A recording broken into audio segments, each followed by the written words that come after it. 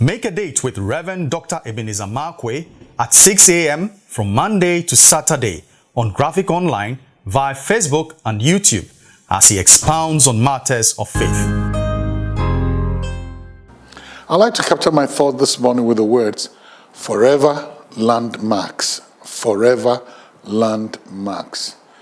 Now the Bible says something in Genesis, still in Genesis 32, the story of Jacob and then the wrestling match. The Bible says, and from that day onwards, Jacob became a limping person. That was somebody who was not walking right.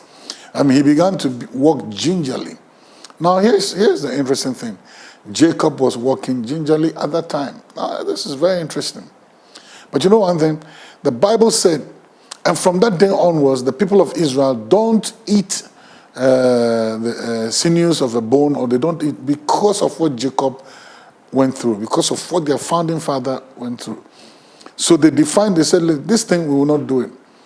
Who taught them that somebody had been through what? It was Jacob who taught his children and said, listen, I had an experience with God. And that experience I had with God, this is the result of that experience with God. And guess what? You people better respect that. So it is a landmark event. And it's a teaching document for posterity.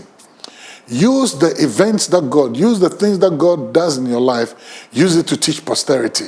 The people of Israel, as a result of what Jacob had been through, in honor of what God did for their father, the preservation of their life, the preservation of their father's lives, or the father's life and their lives, as a result of that, they held something in honor. And they said, we will not touch this thing. We will not eat this type of meat. We will not eat this type of bone. We won't touch this type of bone. You understand? They said, we want to honor.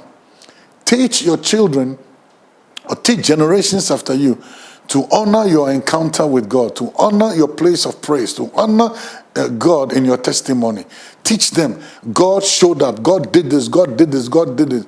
And let them have memorials, landmarks in their relationship with God. Long when you are not there, those landmarks still exist. That honor and that respect and that reverence for God is always there. Why? Because they always refer to you.